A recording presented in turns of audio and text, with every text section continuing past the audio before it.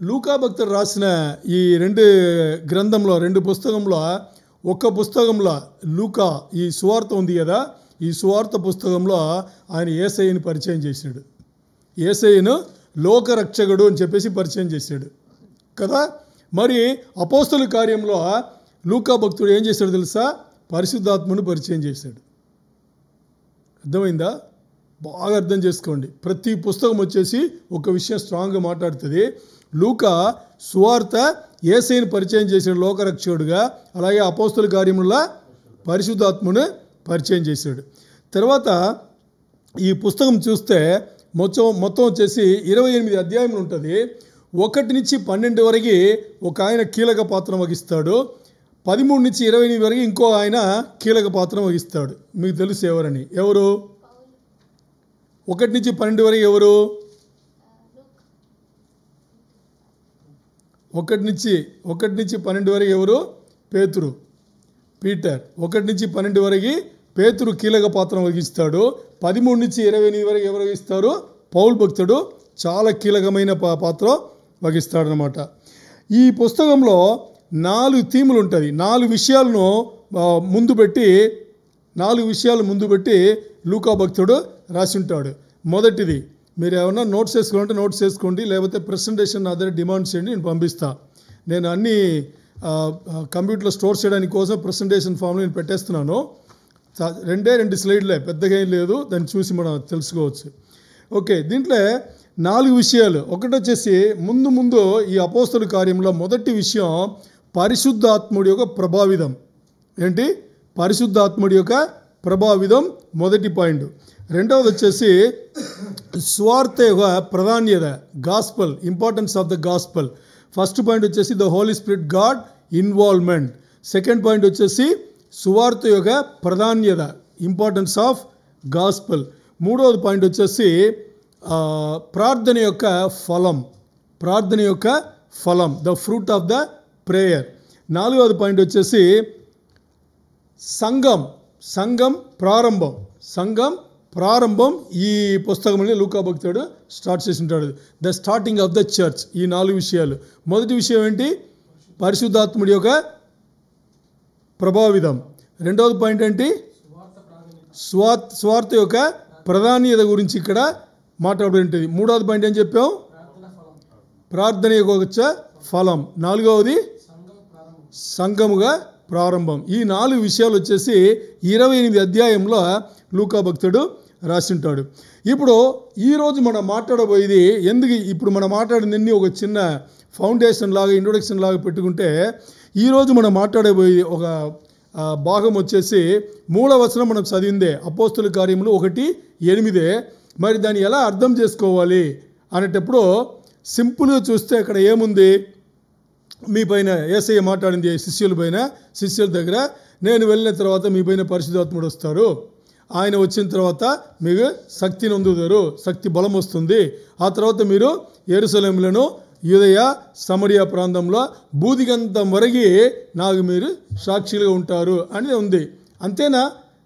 ఇంతే అర్థం చేసుకోవాలా? ఇంకేమన్నా ఉందా అని చూస్తే ఎంత ఒక పెద్ద మర్మంను యేసయ్యలో దేవుడు పెట్టినాడు. లూకా భక్తుడి ద్వారా దాన్ని తెలియపరచాలంటే చాలా ఆశ్చర్యంగా ఉంటుంది. ఎందుకంటే ఈ వచనం మనం ఎన్నోసార్లు వినింటాం. ఏముందిలే, స్వార్థ తెలుసుకోవాలి, స్వార్థ చెప్పాలి, మనం ఎవరెవరు వస్తారో వాళ్ళ దగ్గర మనం స్వార్థ పంచుకోవాలి, ఇంతే, దీంతో ఆగిపోతాం కదా. మరి ఇది అంతేనా? ఇంకేమైనా అర్థం చేసుకోవచ్చా? ఈ వచనం వచ్చేసి ఒక దేవుడు నడిపింపులో ఒక కొత్తగా అంటే బైబిల్ లేనిది కాదు, ఇంతవరకు మనకు తెలియని ఒక విషయం వచ్చేసి ఏ కోణంలో దీన్ని చూస్తే, ఎలా దీన్ని కనెక్ట్ చేస్తే మనకి దేవుడు కరెక్ట్ దీని అర్థం చెప్తాడు నుంచి మనం చూస్తే తీయండి. అదే అపోస్తలుల కార్యములు 4వ అధ్యాయం తీయండి. 4వ అధ్యాయంలో 23 నుంచి 31 వరకు మనం ఇప్పుడు చదువుకోవాలి. 23 నుంచి 31 వరకు మనం ఇప్పుడు చదువుకోవాలి. అది మీరు ఇంటికి వెళ్ళి చదవండి. నేను దాంట్లో ఏముందో చెప్తాను. అర్థమైందా? అపోస్తలుల కార్యములు 4:23 నుంచి 31 వరకు నేను మీకు కథలాగా చెప్తాను. దాంట్లో కీలకమైన ఒక 3-4 పాయింట్లు ఉన్నాయి. అది మాత్రం మీరు నోట్ చేసుకుంటే చాలు. 23లో ఇక్కడ ఏం చెప్పబడింది? ఓకే, దాని ముందు మనం పని చేద్దాం. ఆ 23 నుంచి 31 వరకు మన ఒకసారి చదువుకుందాం. తర్వాత నేను కథలాగా మీకు చెప్పేస్తాను, ఈజీగా అర్థమవుతుంది. ఎవరినో ఒక తెలుగులో మీరు మైక్ తీసుకుని చదవగలరా? Mic connection లాగేసావా?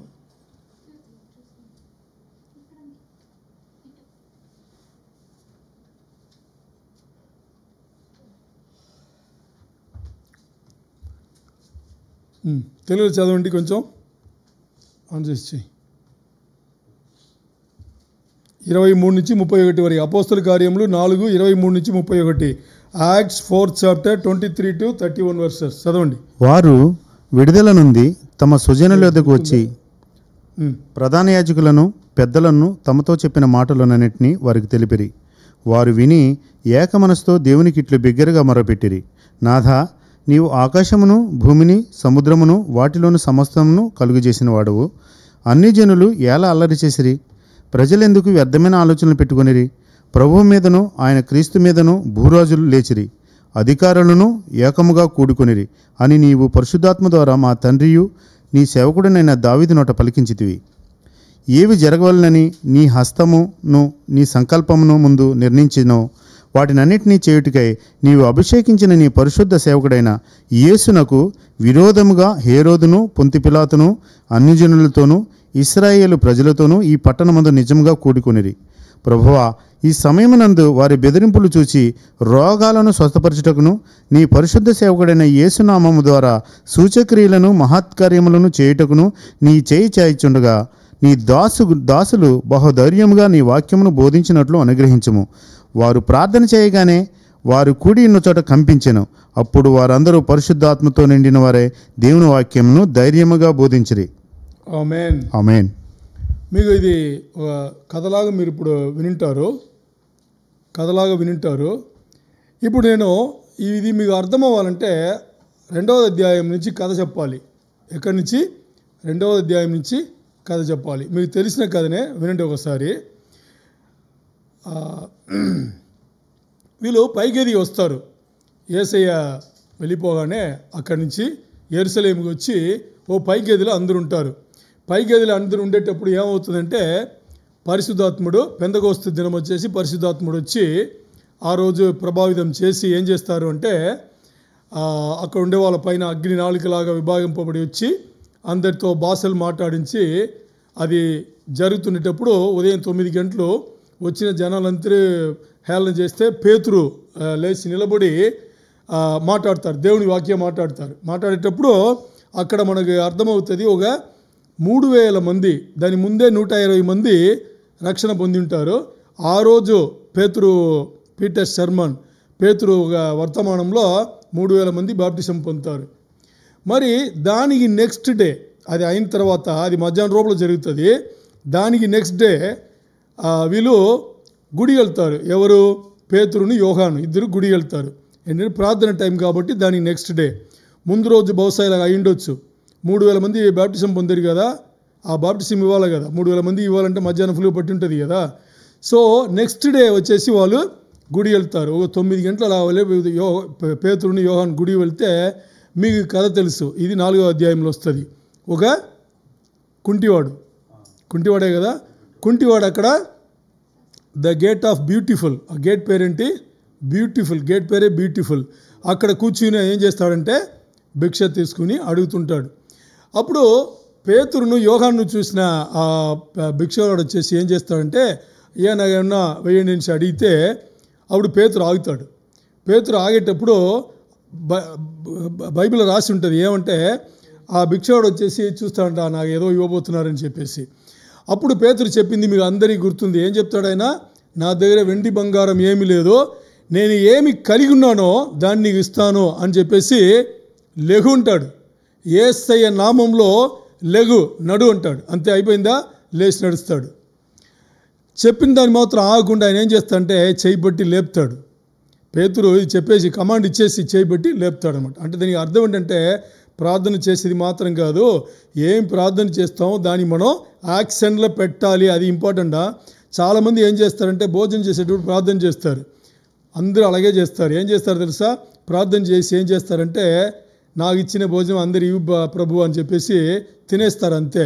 మరి ఎవరిస్తారు? మనమే కదా ఇవ్వాలి. ఇప్పుడు మనం ఏదో కొంచెం సంపాదిస్తున్నామంటే లేని వాళ్ళకు కొంచెం డబ్బులు పంపించి ఇస్తే మనం చేసే ప్రార్థనలో అర్థం ఉంటుంది. ఇలా చాలా ప్రార్థనలు చూడండి ఇలాగే ఉంటుంది. ఎవరైనా కానీ ఇంక్లూడింగ్ మీ ఏముంటుంది? ప్రార్థన చేస్తాము అనుగ్రహించండి అని చెప్పేసి మనం వదిలేసి మన పని మనం చేసుకుని వెళ్ళిపోతాం. ఆ ప్రార్థనలు పనిచేయదు. ఓకే, ఇప్పుడు పేతురు ఏం చేస్తారు? లేపి నడబట్టి వెళ్ళిపోతారనమాట. వెళ్ళిపోతే ఇప్పుడు వచ్చి పడింది. మరి వీళ్ళు గుడి వెళ్ళేటప్పుడు అప్పుడు ఉండేటప్పుడే ఏం చేస్తారంటే అక్కడ ఉండే ఈ సదుకీయులు ఉన్నారు కదా, ఈ సదుకీయులు ఏం చేస్తారంటే వీళ్ళకు అన్నీ ఓకే, దేవుడు ఇవన్నీ ఓకే, సాధుసిస్ ఇవన్నీ ఓకే, ఒకే ఒక విషయం వాళ్ళకి వ్యతిరేకం. ఏది? పునరుద్ధానం. వాళ్ళకి వ్యతిరేకం. పునరుద్ధానం అనేది లేదని నమ్మేవాళ్ళు సదుకీయులు. మరి పరిసయ్యులు పునరుద్ధానం ఉందంటాడు, యేసయ్య నువ్వు దేవుడు కాదంటారు.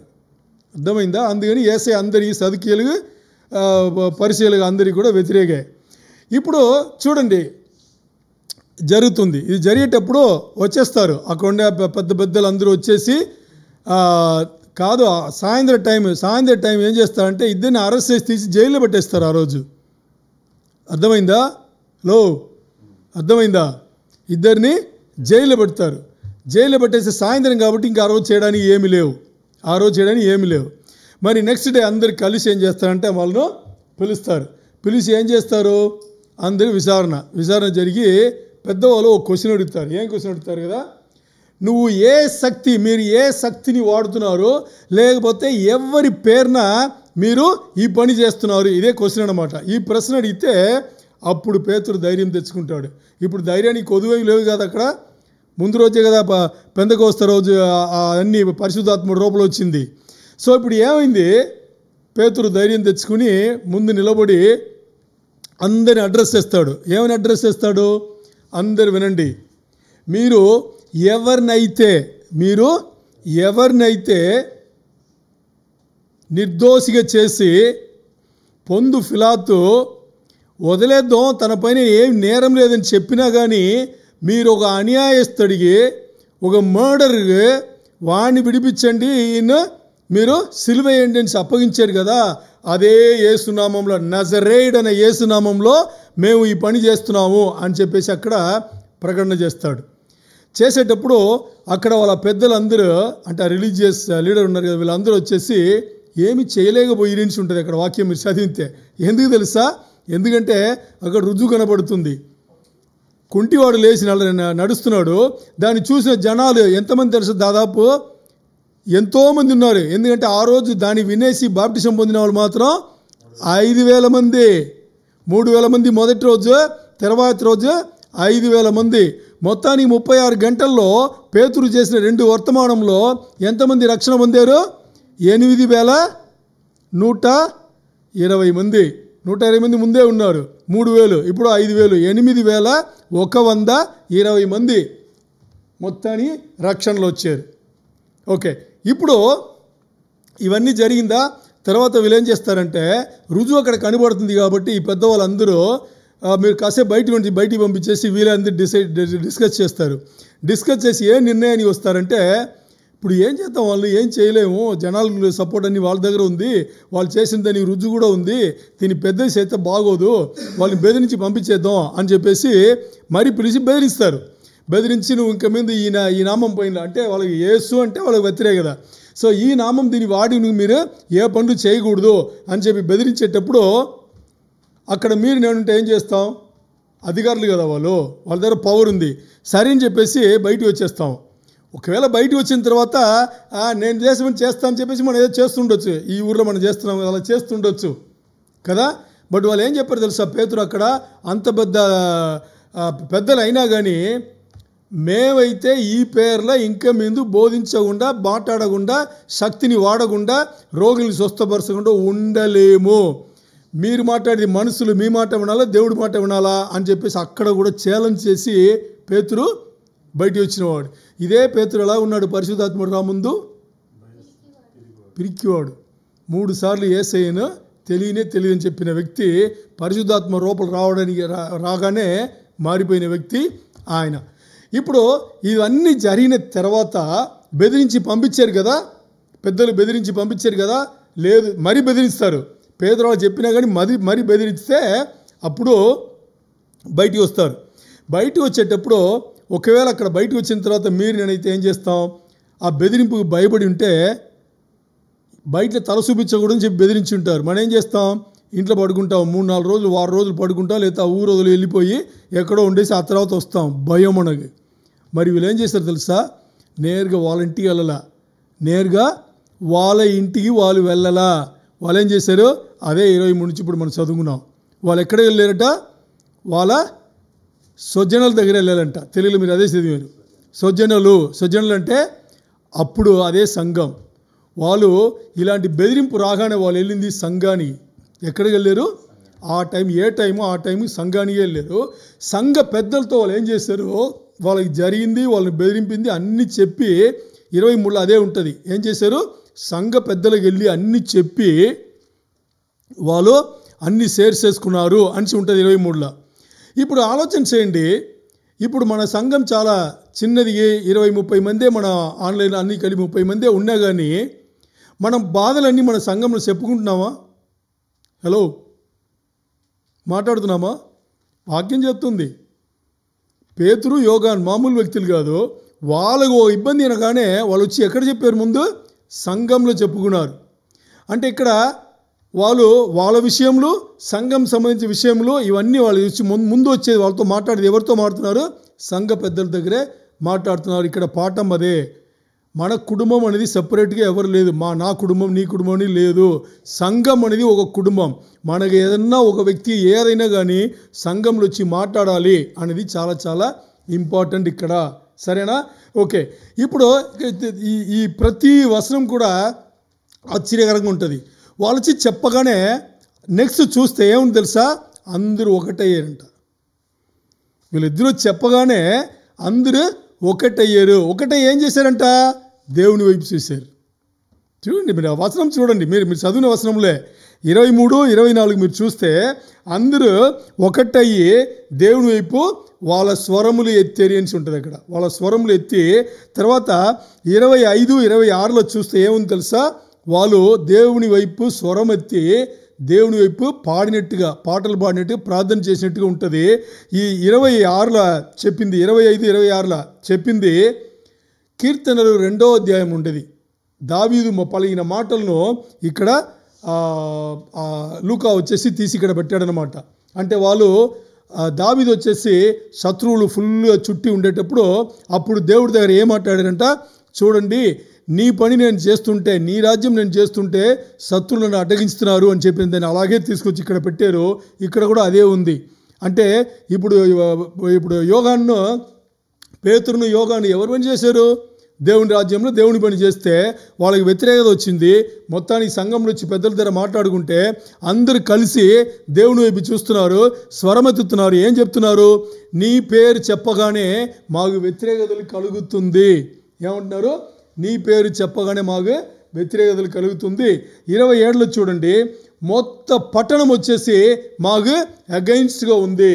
ఏం చెప్తుంది అక్కడ, మొత్తం పట్టణం వచ్చేసి మాకు అగైన్స్ట్గా ఉంది. అలాగే పొందు ఫిలాతు హెరోదు వీళ్ళందరూ కూడా మాకు అగైన్స్ట్గా ఉన్నారు. మరి మాకు జనాలు కూడా అందరూ కూడా మాకు అగైన్స్ట్గా, అంటే నీ రాజ్యంలో నీ పని చేయడానికి, యేసయ్య పని చేయడానికి, ఇప్పుడు యేసయ్య పునరుద్ధరణ వెళ్ళిపోయాడు కదా, చేయడానికి మాకు అన్ని అడ్డంకులు ఉన్నాయి. అందుకని నీ చిత్తం ప్రకారం వాళ్ళకి ఏమేమి ఉందో అది నువ్వు చేయి దేవా అని చెప్పేసి దేవుని వైపు చూసి ప్రార్థన చేస్తున్నారు. ఇక్కడ 29లో ఇక్కడ చూడండి ఎంత బాగుంది. 29-30 వచ్చేసి ఎంత తేటగా అక్కడ చెప్తున్నాడంటే, వాళ్ళు 23లో వాళ్ళు ఏం చేశారంట, వాళ్ళ ప్రాబ్లమ్స్ అన్నీ తీసుకొచ్చి సంఘంలో మాట్లాడారు. అది చెప్పగానే వాళ్ళు ఏం చేశారు, అందరూ ఐక్యమచ్చయ్యి ముందు వాళ్ళు చేసింది ఏంటి, దేవుని వైపు చూశారు. అందరు కలిసి ఏం చేశారు, దేవుని వైపు చూసి దేవునికి ప్రార్థన చేశారు.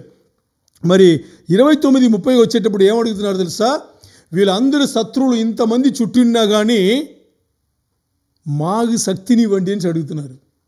ముందు ఒకటయ్యారు, తర్వాత దేవుడి వైపు చూశారు. ఆ తర్వాత ఏమడుగుతున్నారు?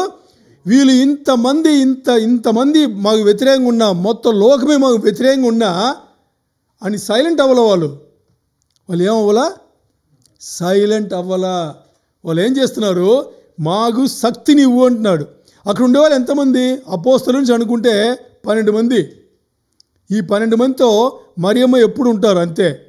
వీళ్ళు కలిసి వాళ్ళు ఏం చెప్తున్నారు? ఇంతమంది మాకు వ్యతిరేకమైనా కానీ మాకు శక్తిని ఇవ్వండి అంటున్నారు. దేనికి శక్తి తెలుసా? 29 చదవండి. 29 త్వరగా. ప్రభువా ఈ సమయమునందు వాళ్ళ బెదిరింపులు చూసి రోగులను స్వస్థపరచుటకును నీ పరిశుద్ధ సేవకుడైన యేసు నామం ద్వారా సూచక్రియలను మహత్కార్యములను చేయుటకును నీ చేయి చాచి ఉండగా ఉండండి. నీ చేయి చాచి ఉండగా.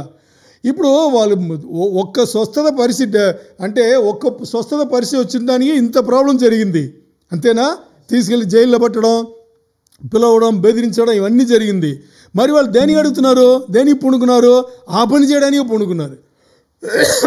అది దేవుడు ప్రేరణ కలిగి ఉంటే మన దేవుడి వైపు మాట్లాడే మాటలు. అంటే ఇప్పుడు చూడండి, పొందు ఫ్లాతు ఆ ప్రదేశానికి ఆయన రాజు లాంటి వాడు, గవర్నర్ కదా.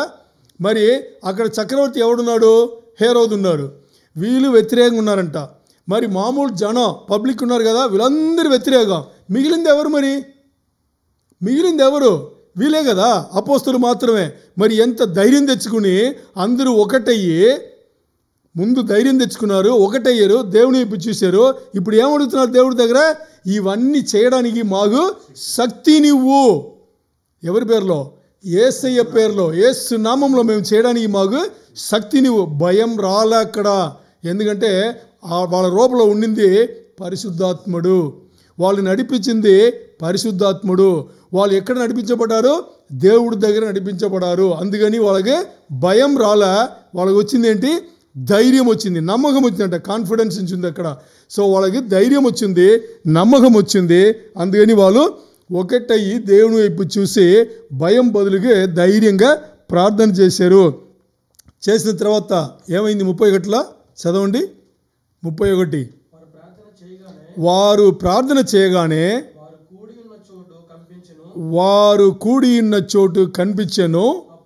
అప్పుడు వారందరూ పరిశుద్ధాత్మతో నిండిన వారై దేవుని వాక్యమును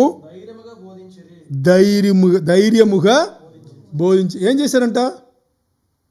వదలరా, వారు వెనక్కాడారా? ఏమి లేదు. ఇప్పుడు జైల్లో పెట్టారు వాళ్ళని. ఎక్కడ పెట్టారు? జైల్లో పెట్టారు. దేనికి పెట్టారు వాళ్ళను? జైల్లో దేనికి పెట్టారు? యేసు నామమును వాడిన దానికి, స్వస్థత కలిగించిన దానికి వాళ్ళు ఏం చేశారు? జైల్లో పెట్టారు. ఓకే, జైల్లో పెట్టేటప్పుడు వాళ్ళకి తెలుసా మస్ట్ రోజు విచారణ జరుగుతుంది, వదిలేస్తారని తెలుసా? తెలియదు. మరి ఎంత ధైర్యంగా చేశారు. అర్థమైందా? దేవుడు ధైర్యం ఇస్తే, పరిశుద్ధాత్ముడు నడిపింపుంటే ఈ ధైర్యానికి కొదువే ఉండవు. తర్వాత సంఘంగా వాళ్ళు ఐక్యమచ్చా. ఆ తర్వాత అందరు కలిసి దేవుని వైపు స్వరమెత్తడా. ధైర్యంగా ఏం కావాలో దాన్ని అడిగారు. అడిగిన తర్వాత ఏమైంది? దేవుడు కూడా ఆమెనన్నాడు. అక్కడ ఏమైందంట? అన్నీ మొత్తానికి ఆ స్థలం వచ్చేసి షేక్ అయింది, అంటే కనిపించిందంట, షేక్ అయిందంట. షేక్ అయ్యి దేవుడు వాళ్ళకి దాన్ని ఇచ్చాడు అనేసి అక్కడ ఉంది. ఎందుకు ఇవన్నీ జరిగింది? ఇప్పుడు ఏదైనా మనం ఉంటే ఏదైనా ఒకటి చెప్తే దానికి ఫ్లాష్ బ్యాక్ ఒకటి ఉంటుంది కదా. ఎందుకు ఇలా వచ్చింది? ఎందుకు ఇది జరిగింది? ఇది ఎందుకు జరిగింది అని చూస్తే అదే మూలవాక్యం చెప్పింది. అర్థమైందా? ఆ మూలవాక్యమే అపోస్తల కార్యంలో 1:8 చదువుకున్నామా? ఈ మొత్తం పుస్తకానికి ప్రవచన వచనం అది. ఏంటది? కీలక వచనం అది, ప్రవచన వచనం అది. ఇప్పుడు మనం మాట్లాడింది ఆ వచనం నెరవేర్పే మనం మాట్లాడింది. అంటే ఇప్పుడు ఆ వచనం ఏం చెప్పింది అది తెలుసుకోవాలి కదా. వచనం నెరవేర్పి ఏదో చూసాం. ఏం చేశారు? ఎంత ఇబ్బంది పెట్టినా కానీ వాళ్ళు ఏం చేశారు? ధైర్యం కోల్పోలేదు. యేసయ్య నామంలో మాకు ఏమేమి కావాలని వాళ్ళు అడిగారు. ప్రార్థన పెట్టి దానికి దేవుడు కూడా ఆమేన్ అనేసి ఇచ్చేసాడు. మరి ఈ ప్రవచన వచనం ఏంటి? ఎందుకు వీళ్ళు ఇంత తెగించారు? జీవితంలో అంత తెగించాల్సి ఏముంది అని చూస్తే ఇప్పుడు 1:8 తెలుగు చదవండి. ఆయనను పరిశుద్ధాత్మ మీ మీదకు వచ్చినప్పుడు మీరు శక్తి నొందెదరు గనుక మీరు యెరూషలేములోను యూదయ సమరయ దేశములందటను భూదిగంధముల వరకును నాకు సాక్షులై ఉందురని వారితో చెప్పాను. ఇప్పుడు చూడండి, దీని యొక్క రియాక్షనే ఈ వచనం ఉంది కదా, ఈ వచనం ఒక రియాక్షనే ఏంటి? ఇప్పుడు మనం మాట్లాడుకునే సన్నివేశం 23 నుంచి 31 వరకు. మరి ఈ వచనంలో మన ప్రతి పదం చూస్తే, but you shall receive the power of the Holy Spirit when the Holy Spirit has come upon you. Okay, మీరు పరిశుద్ధాత్ముడి వల్ల శక్తిని పొందెదరు అని ఉంది. ఇప్పుడు మనం 8వ వచనం చదువుకున్నాము. దీని బ్యాక్గ్రౌండ్ చూస్తే 1 నుంచి 7 వచనాలు చూసుకోవాలి. 1 నుంచి 7 వచనాల్లో లూకా గారు ఏం పెట్టారని చూస్తే, ఇప్పుడు చూడండి, అక్కడ సువార్త ముగించి ఇక్కడ ఏమి సీన్ ఇక్కడ చెప్తున్నాడంటే, లూకా యేసయ్య పునరుద్ధరణ అయ్యాడు. పునరుద్ధరణ అయిన తర్వాత 40 రోజులు 40 డేస్ 40 రోజులు వచ్చేసి చాలామంది 500 మంది కన్నా ఎక్కువ కనిపించాడు ఆయన. ఇదే శిష్యులను 3-4 సార్లు వచ్చేసి చూసి మాట్లాడి ప్రోత్సహించాడు. బట్ చివర్లో పునరుద్ధానమయ్యే ఆరోహణం వెళ్తాడు కదా, ఎక్కేటప్పుడు అప్పుడు ఒలివ కొండ పైన, ఎక్కడ ఒలివ కొండ పైన శిష్యులు అందరూ ఉన్నారు. యేసయ్య మాట్లాడిన ఆ చివరి మాటనే ఇది 8వ వచనం. ఏం చెప్పాడు ఆయన? నేను వెళ్తే పరిశుద్ధాత్ముడిని నేను పంపిస్తున్నాను. పరిశుద్ధాత్ముడు మిమ్మల్ని ఏమి మర్మాలు ఏమేమి చెప్పాలో ఎలా నడపాలో అన్నీ మీకు నేర్పించి మిమ్మల్ని తీసుకెళ్తాడు అని చెప్పి చివరిలో ఆయన చెప్పిన మాట, ఈ మాట ఏం చెప్పాడంటే, పరిశుద్ధాత్మ వచ్చేటప్పుడు ఏంటి, మీరు పరిశుద్ధాత్మను రిసీవ్ చేస్తారు, మీరు తీసుకోగలరు. అది మీ పైన వచ్చినప్పుడు మీకు బలం, శక్తి వస్తుంది. ఆ శక్తి వచ్చిన తర్వాత మీరు ఏం చేస్తారంటే, యెరూషలేములోను ఏం చేస్తారు? మీరు యెరూషలేములోను యూదయ సమరియా ఆ ప్రదేశములలోను తర్వాత భూదిగంధములలోను మీరేం చేస్తారు? నాకు సాక్షులుగా ఉంటారు. ఓకే, ఇప్పుడు వచ్చామా కోర్ట్ సీన్కి వచ్చామా? ఇప్పుడు చూడండి, సాక్షులు అంటే ఏంటి? సాక్షులు అంటే ఏంటి?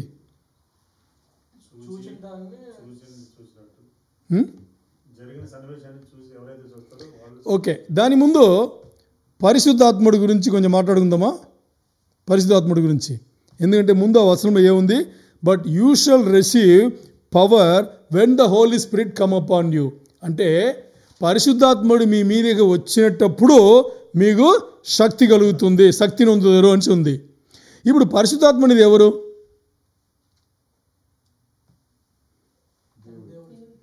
ఒక దైవజనుడు చెప్పాడు. ఏం చెప్పాడు తెలుసా?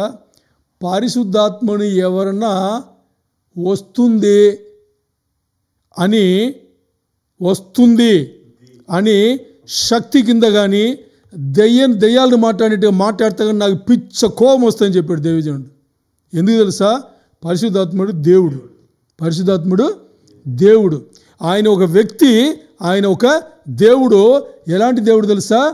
తండ్రి కుమార దేవునికి సమమైన దేవుడు. ఏ దీంట్లో తక్కువైన దేవుడు కాడు. సో సమమైన దేవుడు. ఆ పరిశుద్ధాత్మ గురించి మాట్లాడేటప్పుడు మనం ఏం మాట్లాడాలి? ఆయన దేవుడు అని మనం మాట్లాడాలి.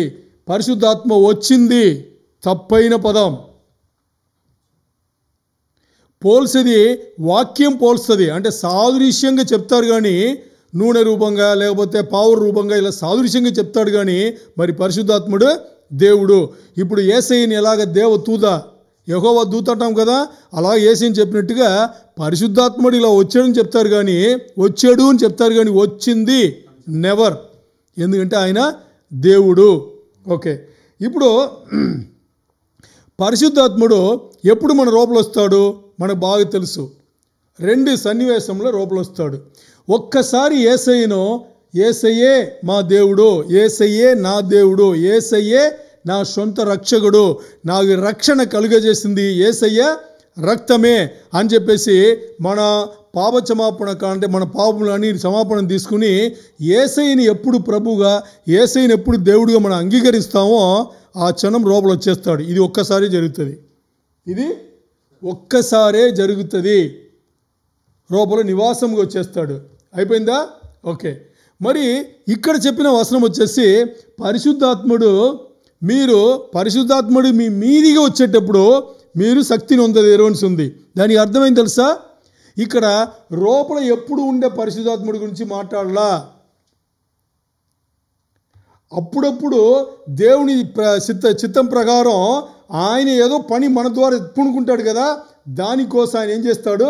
పరిశుద్ధాత్ముడు నింపుదల మన రూపంలో ఉన్నా కానీ పరిశుద్ధాత్ముడి నింపుదల బయట నుంచి చేస్తాడు. మీలో కొంతమందికి ఈ అనుభవం ఉంటుంది. ఏ అనుభవం తెలుసా? పరిశుద్ధాత్ముడు రూపంలో నివాసం చేసే పరిశుద్ధాత్ముడు ఎప్పటి నుంచో ఉన్నాడు. బాప్టిజం తీసుకుని యేసయ్యను సొంత రక్షకుడిగా అంగీకరించిన దానిచ్చినే ఉన్నాడు. మరి కొన్ని టైంలో ప్రార్థన చేసేటప్పుడు మీకు కుమ్మరింపు జరుగుతుంది, మీకు నింపుదల జరుగుతుంది. You will be filled when the Holy Spirit God come upon you. So మీకు అది జరుగుతుంటుంది. దాని మన మీదిగా వచ్చేది నింపుదల అని మాట్లాడతాం కదా. ఆ టైం ఏం జరుగుతుందంటే పరిశుద్ధాత్మ నింపుదల మనకిచ్చి దేవుడు తన ప్రణాళికలో కొన్ని పనులు ఉంటుంది, ఆ పనులను చేపించుకుంటాడు. సింపుల్. సో ఇక్కడ రూపల నివాసం చేసే పరిశుద్ధాత్ముడు ఎప్పుడు ఉంటాడు. దేవుడు తన పని కోసం అప్పుడప్పుడు మనకి నింపుదలించి మనల్ని వాడుకుంటాడు. అయిపోయిందా? ఓ ఉదాహరణకి ఇప్పుడు స్వస్థత ప్రార్థన మనం చేస్తామనుకోండి, అప్పుడు పరిశుద్ధాత్ముడు నింపుదల ఉంటుంది. రూపల నివాసం చేసే పరిశుద్ధాత్ముడు మనకు గుర్తు చేస్తాడు, మరి నింపుదలతో దాన్ని పోగొడతాడు, వెళ్ళగొడతాడు అన్నమాట.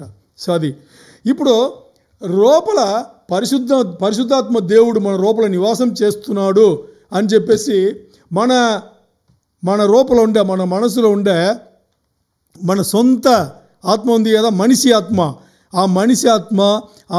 ఆత్మ ఆలోచన చేసే ఆ చెడు విషయాలన్నీ ఆ ఆత్మ బయట వెళ్ళిపోతుందా? వెళ్ళదా? పరిశుద్ధాత్ముడు దేవుణ్ణి యేసయ్య దేవుడిని చెప్పేటప్పుడు రూపంలో నివాసం చేసి వచ్చేసాడు. ఇప్పుడు మరి పరిశుద్ధాత్ముడు ఉండే చోట్ల ఇంకో ఆత్మ ఉండడానికి వీలు లేదు కదా. ఉందా లేదా? వీలు లేదు కదా. ఇప్పుడు మీరు మీ అనుభవం నుంచి చెప్పండి. ఇప్పుడు మీకు పరిశుద్ధాత్ముడు మీరు బాప్టిజం తీసుకుని దేవుని యేసయ్యని దేవుడిగా ఒప్పుకున్న ఆ క్షణం నుంచి పరిశుద్ధాత్ముడు మీ రూపంలో ఉన్నాడా లేదా అని మీరు నమ్ముతున్నారా లేదా? ఉన్నాడని నమ్మాలి ఇప్పుడు. ఎందుకంటే వాక్యం చెప్పింది అది ఇంక అంతే. వాక్యం చెప్తే దానికి తిరగలేదు. ఓకే, రూపల పరిశుద్ధాత్ముడు ఉన్నాడు. మరి పరిశుద్ధాత్మని పెట్టుకుని ఎన్ని సంవత్సరాలు అయింది మనకు ఎక్స్పీరియన్స్? పరిశుద్ధాత్ముడు రూపంలో ఉంటే ఇంకా మనకు ఎందుకు ఇలాంటి జీవితం జీవిస్తున్నాం? తప్పులు చేయలేదా? బాప్టిజం తీసుకున్న తర్వాత నేను తప్పే చేయలేదు, ఎవరైనా చేయొద్దండి. నేను 2 చేయలేదుతా, నేను చేశా. ఎందుకంటే పరిశుద్ధాత్ముడు యేసయ్య నా దేవుడిని చెప్పగానే రూపంలో వచ్చి నివాసం ఉంటాడు. మరి మన ఆత్మ చెడు సంబంధించి ఆలోచన చేసే ఆత్మ రూపలే ఉంటుంది. ఈ 2 దీనికి కొట్లాట జరుగుతూనే ఉంటుంది. బాగా అర్థం చేసుకోవాలి.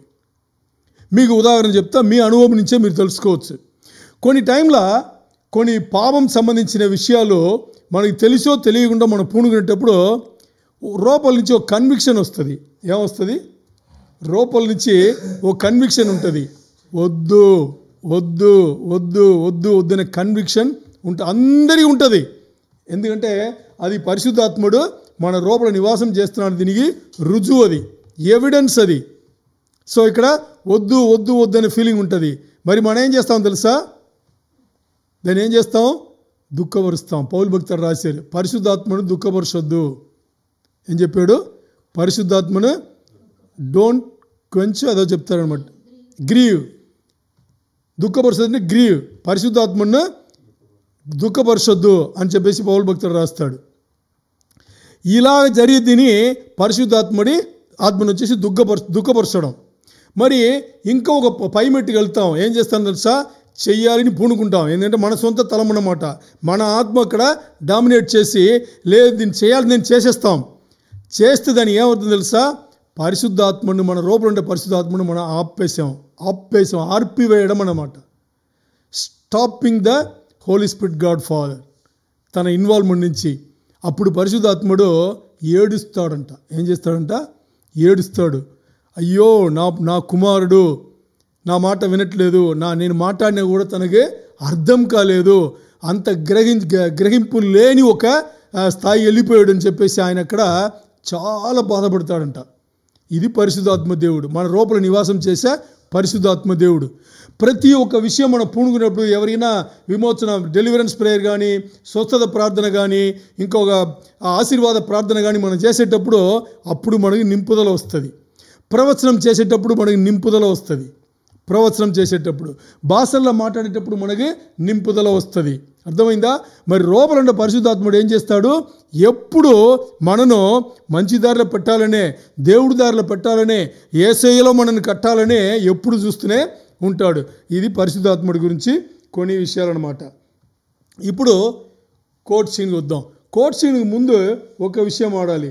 ఇప్పుడు ఈ వచనంలో చెప్పబడినట్టుగా యేసయ్య ఏం చెప్పాడంటే, అపోస్తలు అంటే మనకు కూడా, ఈరోజు మనకు కూడా అంటే ఈ వచనం మాట్లాడింది అప్పుడు వాళ్ళ కోసమే మాట్లాడింది. ఈ వచనంలో ఆయన ఏం చెప్తున్నాడు? But you shall receive the power when you receive the Holy Spirit, when Holy Spirit come upon you. మీదికి పరిశుద్ధాత్ముడు వచ్చేటప్పుడు మీరు శక్తిని పొందేదారు అని ఉందా? అది వచ్చిన తర్వాత మీరేం చేస్తారంటే యెరూషలేములను, అందుకనే యేసయ్య అక్కడ ఆరోహణములు వేయ ముందు యెరూషలేము వదిలి మీరు వెళ్ళొద్దు అన్నాడు. ఏమన్నాడు? యెరూషలేము వదిలి మీరు వెళ్ళొద్దు. ఎందుకంటే పరిశుద్ధాత్ముడు మీ పైన వచ్చేది యెరూషలేములోనే. దానికోసం అది ఆ యేసయ్యకి తెలుసు కాబట్టి దానిచ్చి మీరు వెళ్ళొద్దు అని చెప్పేసి మీకు యెరూషలేములో మొదటిగా ఆయన ఎక్కడ సాక్షులు ఉంటారన్నాడు? యెరూషలేములో. తర్వాత ఎక్కడ? యూదయ ప్రదేశంలో. తర్వాత ఎక్కడ? సమరియా ప్రదేశంలో. ఆ తర్వాత బూదిగంధమంతా. ఇక్కడ చూడండి, ఈ అపోస్తలు ఏం చేశారు తెలుసా? అపోస్తలు కార్యంలో 2లో యెరూషలేములో సాక్షి ఉన్నారు వాళ్ళు. ఇప్పుడు జరిగిన సంఘటన అదే కదా. అపోస్తల కార్యం 2లో ఎక్కడ? యెరూషలేములో వాళ్ళు సాక్షిగా ఉన్నారు. మరి 6వ అధ్యాయం వచ్చేటప్పుడు పేతురు, యెరూషలేములో పేతురే లీడర్షిప్ తీసుకున్నాడు. 6వ అధ్యాయం వచ్చేటప్పుడు పేతురే యూదయ ప్రదేశంకి ఆయన వెళ్ళి సువార్త పంచి ఉంటాడు. మరి 8వ అధ్యాయం వచ్చేటప్పుడు సమరియాకు వెళ్ళి ఉంటాడు. సమరియాకు వెళ్ళి ఏం చేశాడు? ఆయన అక్కడ పరిచర్య చేశాడు. ఆ తర్వాత 11వ అధ్యాయం నుంచి చూస్తే బూదిగంధం వరకు వెళ్ళారు. అన్ని చోట్ల వెళ్ళడానికి అవకాశం వచ్చింది. అంటే మొదటి 1 నుంచి 12 అధ్యాయంలో వరకు 3 పరిచర్యలు పేతురు చేశాడు. మొదటి 1 నుంచి 12 అధ్యాయం వరకు అపోస్తల కార్యములలో పేతురు 3 పరిచర్యలు చేశాడు. ఎక్కడెక్కడ? యెరూషలేములో, యూదయాల, సమరియాల 3 పరిచర్యలు చేస్తే 11 నుంచి పౌలు భక్తుడు 3 దండయాత్రలు చేశాడు. అర్థమైందా? బూదిగంధం వరకు అన్నారు కదా దేవుడు. ఇప్పుడు 1:8 మాట్లాడింది అదే కదా. బూదిగంధం వరకు ఆయన ఏం చేశాడు? 3 దండయాత్రలు చేశాడు. అక్షరుడు 4 అనాలి. ఎందుకంటే 4 వస్తారు. రోముకు వెళ్ళాడు. ఎక్కడ వెళ్ళాడు? రోముకు. దగ్గరేం కాదు, ఎంతో దూరంగా, ఎంతో కష్టపడి, ఎంత రోమా అనే ఒక పుస్తకమే మనకి వచ్చింది అనమాట. 16 అధ్యాయంలో పుస్తకం వచ్చేసి అది ఒక దండయాత్ర. సో ఇక్కడ ఈ వచనం ఒక నెరవేర్పే. ఏంటి? ఈ వచనం ఒక నెరవేర్పే ఈ మొత్తం పుస్తకం. ఇది మనం అర్థం చేసుకోవాలి. ఈ ఒక్క వచనం ఏది? అపోస్తల కార్యంలో 1:8 ఈ వచనం, ఇది ప్రవచన వచనం. ఈ వచనం ఒక నెరవేర్పే మొత్తం పుస్తకం లూకా రాసింది. మొదటి 1 నుంచి 12 వరకు 3 పరిచర్యల ద్వారా పేతురు వచ్చేసి సువార్తను బయటికి తీసుకెళ్తే, యెరూషలేము, యూదయ, సమరియాకు తీసుకెళ్తే, మరి 3-4 దండయాత్రల ద్వారా పౌలు భక్తుడు బూదిగంధం వరకు చేసింది. ఆ పనే యేసయ్య మొదలుపెట్టాడు అని ప్రారంభించిన ఈ పుస్తకం లూకా అపోస్తల కార్యముల పుస్తకం ముగించేటప్పుడు రోమా పట్టణంలో పౌలు భక్తుడు ఇంకా దాన్ని చేస్తూనే ఉన్నాడంట. అంటే ఆయన ఉండేవరకు ఆయన చేశాడు. ఆయన అక్కడ ఆయన ద్వారా ఏర్పరచబడిన సంఘం ఇప్పుడు ఆ పని చేస్తూనే ఉన్నాయి. అదే పని మనం కూడా చేస్తున్నామా దానికే కోర్ట్ సీన్ అనమాట. చేస్తున్నామా లేదా అనేది ఇప్పుడు కోర్ట్ సీన్ వద్దాం. కోర్ట్ సీన్లో ఇప్పుడు ఎవరెవరు మాట్లాడుకున్నాం చెప్పండి. ఎవరెవరు మాట్లాడుకున్నాం? కోర్ట్ సీన్లో ఎవరెవరు ఉన్నారనుకున్నాం? జడ్జి ఉన్నారు. ఇక్కడ జడ్జి ఎవరు? ఇప్పుడు దీని ముందు లోకపరంగా కోర్ట్ సీన్ చూసాం కదా, కొంచెం మైండ్ పెట్టండి, చాలా సీరియస్ అవుతారు మీరు కూడా. మీరు నిజంగా దేవుని రాజ్యంలో సువార్త సంబంధించి సీరియస్ అవ్వాలంటే కొంచెం మైండ్ పెట్టండి. ఇప్పుడు తీసుకుందాం. జడ్జి ఎవరు?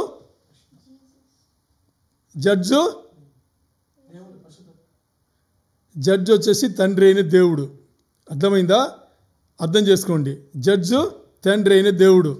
సరే, ఇప్పుడు ముద్దాయి ఎవరు?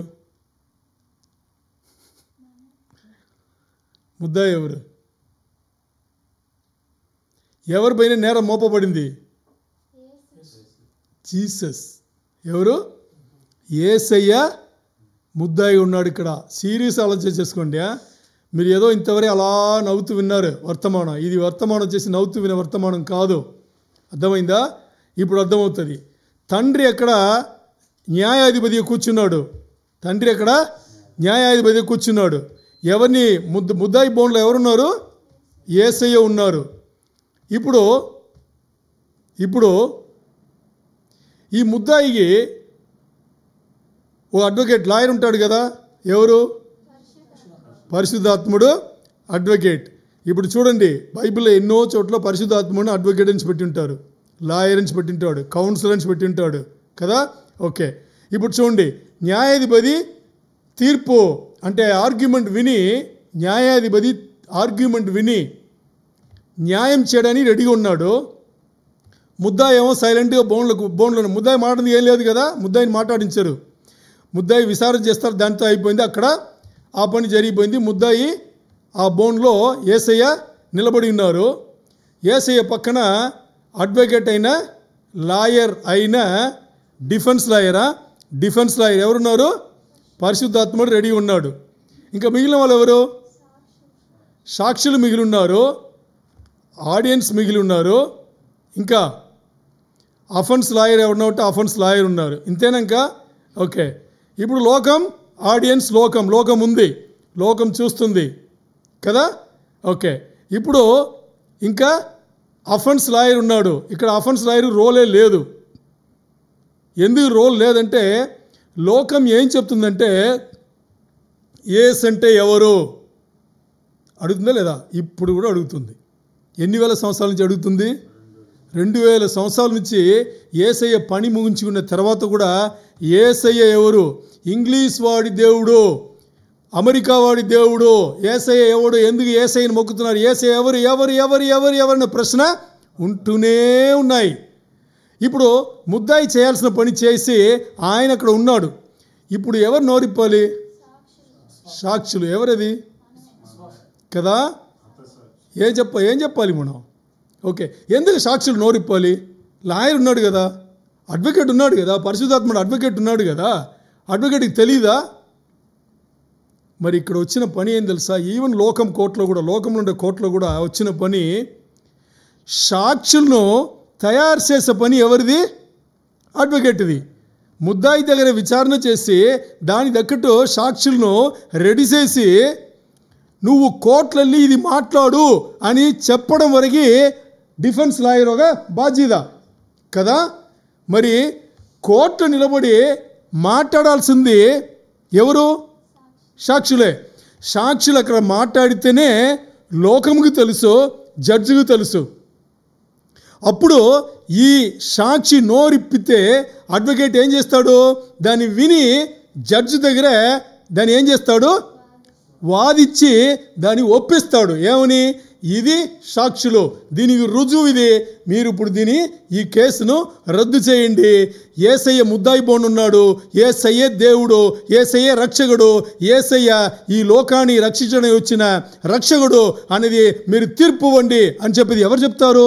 పరిశుద్ధాత్ముడు చెప్పాలి అంటే ఎవరు సాక్ష్యం ఇవ్వాలి? సాక్షులు సాక్ష్యం ఇవ్వాలి.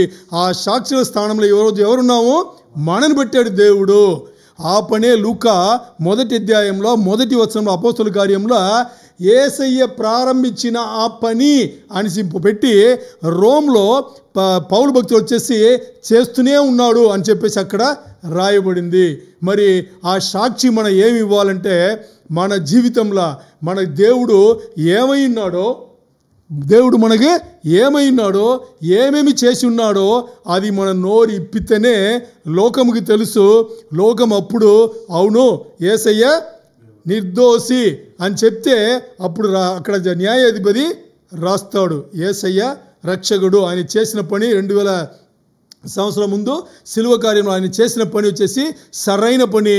ఆయన పని చేశాడు, సాక్షులు గట్టిగా సమాధానం చెప్పింది అని చెప్పేసి ఎవరి నోరుని మూస్తారు? అపవాది. అక్కడ అఫెన్స్ లాయర్ ఉన్నాడు కదా, వాడి నోరు మూసి లోకం సైలెంట్ అవుతుంది. అప్పుడు లోకం ఎస్ అని చెప్పేసి ఆ 120 మంది, 3000 మంది, 5000 మంది ఎలా పేతురు వర్తమానంలో వచ్చి బాప్టిజం పొందారో అప్పుడు యేసయ్యను ఒప్పుకుని ఎస్ అని చెప్పేసి వచ్చి పొందుకుంటారు. ఇప్పుడు ఇక్కడ అందరూ రెడీగా ఉన్నారు. ఎవరు? న్యాయాధిపతి వినడానికి రెడీగా ఉన్నాడు, ఆయన తీర్పు రాయడానికి రెడీగా ఉన్నారు. డిఫెన్స్ లాయర్ అడ్వకేట్గా ఉన్న పరిశుద్ధాత్ముడు రెడీగా ఉన్నాడు. సాక్షి నోరు ఇప్పగానే మాట్లాడి అక్కడ రాయమని చెప్పింది రెడీగా ఉన్నాడు. మరి ఆడియన్స్ కూడా ఏం చెప్తారో అని రెడీగా ఉన్నారు. మరి సాక్షులు ఏం చేయాలి? నోరు ఇప్పాలి. ఏమి ఇప్పాలి అనేదే. ఏమి ఇప్పాలి? యేసయ్యకు సాక్షులు ఉండమన్నారు. ఏం సాక్షులు ఉండమన్నారు? యేసయ్య బోధించింది దాన్ని బయటికి మాట్లాడండి. మీ జీవితంలో ఏమేమి ఉందో దాన్ని మాట్లాడండి.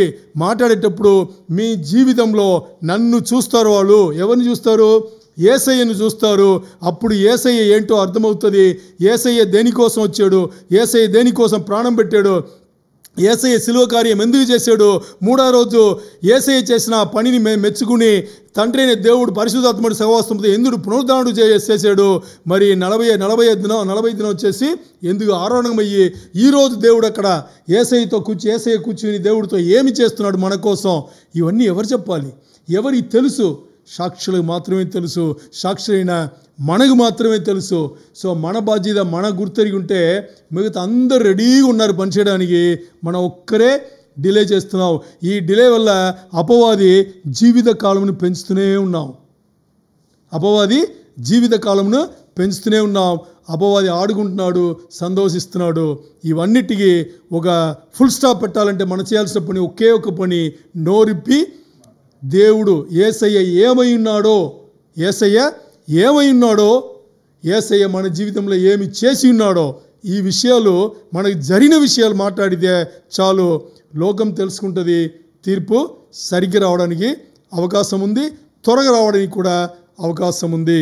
హల్లెలూయా. చక్కని దేవుడు వర్తమానం ఇచ్చిన దేవునికి స్తోత్రాలు చెప్తాం. హల్లెలూయా. Praise the lord.